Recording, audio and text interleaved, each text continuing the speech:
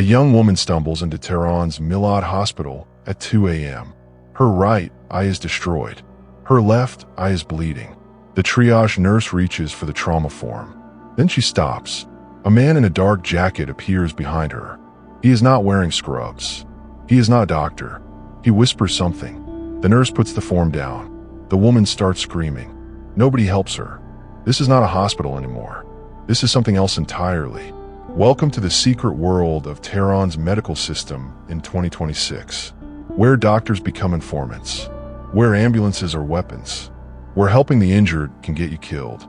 This is a story about what happens when hospitals stop healing and start hunting. And it is happening right now. Let us go back to understand how we got here. Iran has always had excellent doctors. Tehran's medical schools are world-class. Imam Khomeini Hospital was once a beacon of care. Farabi Eye Clinic saved thousands from blindness. These were places of hope. But something changed after 2022. The protests grew larger. The government grew more desperate. And they realized something terrible. Hospitals keep records. Hospitals see everything. And hospitals can be controlled. The Islamic Revolutionary Guard Corps began a quiet invasion. They did not announce it. They simply started appearing. Men without uniforms. Men without medical training. Standing in emergency rooms. Watching. Taking notes. Doctors noticed them first. One physician at Milad Hospital told his colleague in a whisper, "There is a man who has been standing near registration for 6 hours. He has not moved. He is just watching who comes in." The colleague knew what this meant. Everyone knew. The watchers had arrived. Then came the protocol of the suspicious wound. It was never written down officially. No memo was sent. But every doctor understood the new rules. Gunshot wounds must be reported. Baton injuries must be reported. Specific burns from tear gas must be reported. The reports went straight to the Ministry of Intelligence. Doctors who failed to report could be arrested for helping terrorists. Yes, protesters with broken bones were now called terrorists. And doctors who healed them were called accomplices. The computer systems changed next. Hospital databases were suddenly accessible to security services. Real-time access. A patient arrives with pellet wounds at 3 a.m. By 3:15 a.m., their name and address are in government files. By 4 a.m., plainclothes agents are at their home. Their family is taken. This happened dozens of times. Then hundreds. Doctors started to realize the horror. Every patient they registered was a target. Every record they created was a death sentence. Let us talk about what was actually happening on the streets. Why were so many people arriving with destroyed eyes? The medical evidence tells a brutal story. Ophthalmologists at Farabi Clinic noticed a pattern. Too many patients with bilateral eye rupture. Both eyes exploded. This is not random. This is not crowd control. Dr. Mehdi Rahmani examined over 40 cases in 3 months. The pellets were metal, birdshot designed for hunting, but they were being fired at faces. From close range, directly at eye level. He measured the trajectories. He analyzed the entry wounds. His conclusion was terrifying. These were targeted shots. Snipers were aiming for eyes specifically, not to disperse crowds, not to stop riots, to blind, permanently. A dead protester becomes a martyr. A blind protester becomes a warning. They remain alive to show others what happens when you resist. Amnesty International reviewed the medical data. They confirmed it. This was systematic maiming. This was a campaign of terror disguised as policing. But here is where it gets darker.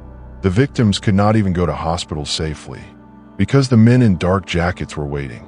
One 19-year-old girl arrived at Imam Khomeini with pellets embedded in her face. The doctor began treatment. Then an IRGC officer entered the room. He demanded her name, her address, her phone. The doctor hesitated. The officer said, "Help her, and you help the enemy. Choose now."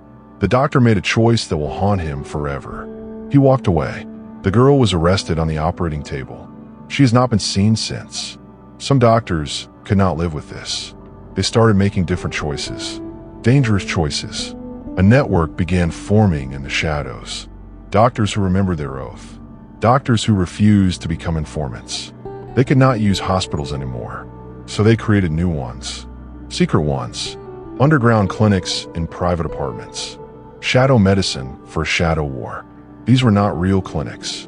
They were living rooms with surgical equipment, bedrooms converted to operating theaters. Doctors worked by flashlight. They used portable oxygen concentrators. They smuggled antibiotics in shopping bags. Nurses stole surgical thread from hospital storage. They wrapped it in cloth and carried it past security. Every piece of equipment was contraband. Every procedure was a felony. The medical challenges were enormous. Sterilization was nearly impossible. Autoclaves required too much electricity, too much noise. Neighbors might report suspicious activity. So doctors boiled instruments on stoves. They used alcohol wipes. They did their best. But their best was not always enough. Infections were common. Sepsis killed patients who survived their initial injuries. Doctors cried in the darkness. They were trying to save lives. But sometimes they could only watch people die slowly. Materials had to be obtained illegally. A black market emerged. Surgical scissors cost 3 times normal price. Morphine was almost impossible to find. Sutures were gold. Nurses became smugglers. Doctors became criminals. All for the crime of healing. One physician was caught with gauze in her purse. She was arrested. She told interrogators it was for her diabetic father. They did not believe her. She spent 4 months in Evin prison. The government knew about these shadow clinics, and they hunted them ruthlessly.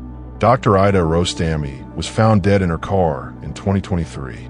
Official report said car accident, but her colleagues saw her body. She had marks on her wrists, bruises on her neck.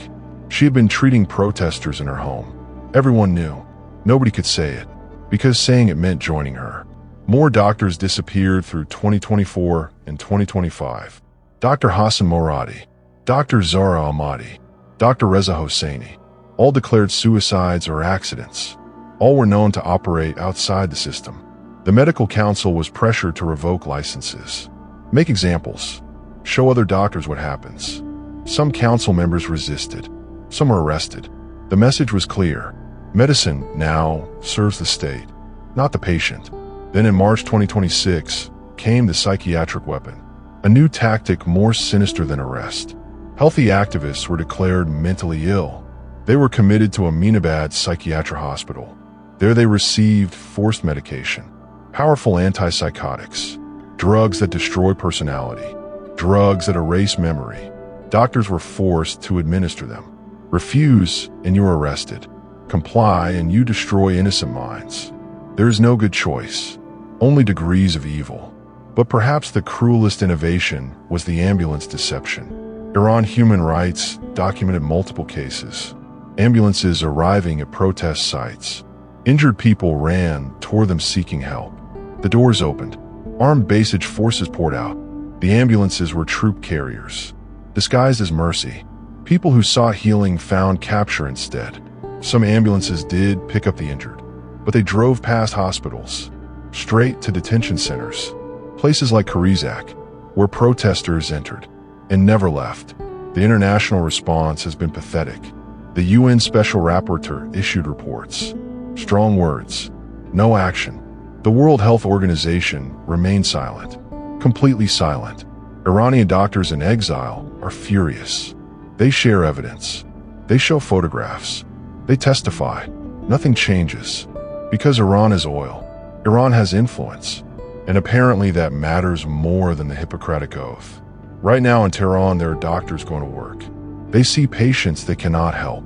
They write reports that become arrest warrants. They watch men in dark jackets take injured people away. Some doctors have quit. Some have fled Iran. Some continue working and hate themselves. There is no correct answer. Only impossible choices in an impossible system. The young woman from the beginning. The one with destroyed eyes. We do not know what happened to her. She was taken from the hospital. Her name does not appear in any official records. Her family asked questions. Then they stopped asking. This is common. This is normal now. People vanish. Hospitals erase them. Everyone knows. Nobody speaks. Medical experts reviewing this situation use careful language. But their conclusion is clear. Iran has weaponized healthcare. Hospitals are surveillance stations. Doctors are forced informants. Ambulances are traps. The entire medical infrastructure serves state violence. This violates every international law, every ethical standard, every human principle, and it continues. What can we know for certain? Tehran's hospitals are monitored by intelligence services. Wounded protesters are systematically reported and arrested. Doctors face imprisonment for providing care. An underground medical network exists at great risk. Eye injuries show evidence of deliberate maiming tactics. Medical personnel have died under suspicious circumstances, and the world watches and does nothing. What remains unknown? How many doctors participate willingly versus under threat? How many shadow clinics currently operate? How many patients have been arrested from hospitals? How many medical workers have truly been killed? The exact chain of command for hospital surveillance. Whether any international pressure will ever matter. The story of Tehran's hospitals is a story about choices. When helping people becomes a crime, when healing becomes treason, when the system designed to save lives becomes a system to destroy them. Doctors take an oath. First, do no harm. But what happens when doing no harm means harming the state? When saving a life means risking your own? Some doctors chose courage. They operate in shadows. They risk everything. They remember what medicine means. Others chose survival. They report their patients. They look away. They tell themselves they have families. Both choices are human. Both are understandable. Neither should ever be necessary. This is not ancient history. This is not a distant country. This is happening now, today. While you watch this video, someone in Tehran needs medical help. They are afraid to go to a hospital. A doctor wants to help them, but knows the cost. An ambulance drives past. Nobody knows if it carries help or harm. This is the reality. This is the secret. This is what happens when medicine dies.